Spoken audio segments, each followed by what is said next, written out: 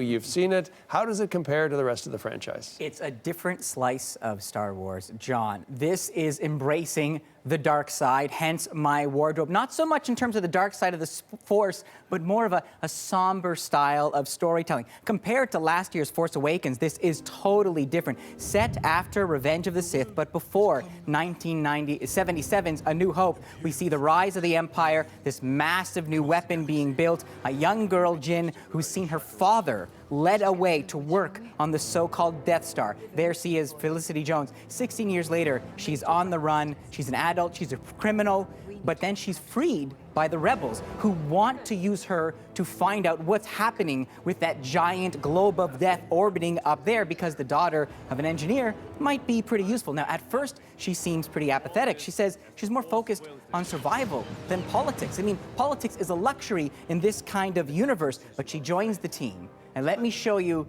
just kind of the tension as these rebels attempt to unite. She has a blaster, she wants to use the blaster, and her captain, Cassian Andor, the intelligence officer, not so thrilled about that idea. Take a look. Where'd you get it? I found it.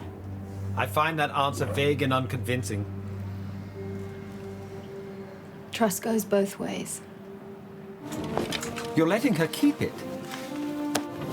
Would you like to know the probability of her using it against you? It's high. Let's get going. It's very high. A droid with attitude. I love it. That is one of the breakout stars, not Felicity Jones, not the captain, K2SO. He's a reprogrammed Imperial security droid. So the captain has taken this droid and reprogrammed him to work for the good guys, but he is still insolent, easily bored, hates following instructions. R2-D2 would be very proud. As all droids are, let's put it that way. So we have him, but any other characters that stand out? Any Chewies, or dare I say any Jar Jar Binkses out there? No Binks. No Binkses? Not so much a Chewie, but let's talk about Jones, because this is the woman who is the hero and has to carry this movie on her shoulders. And I have to say, I was underwhelmed. As Jyn, Jones gives us this battle-hardened hero in the mold of a Han Solo, but without the humor. And that never-ending reserve of furious determination can get kind of tiring after a while. Luckily, there are other colorful characters to enjoy in this band of outlaws and rebels. So let's take a look. For example, yes, Donnie Yen as Chirrut, this mystic monk.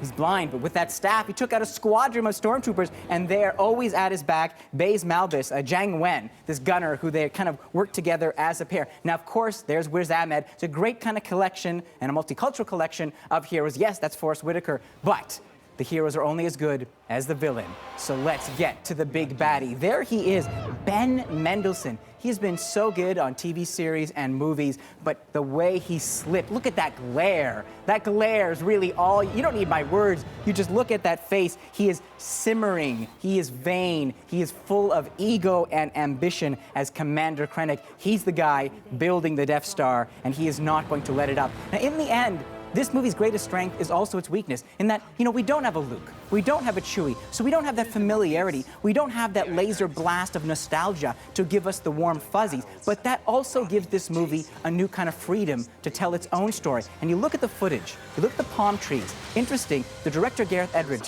when he was pitching Disney, here's what he said: bring stormtroopers to Vietnam.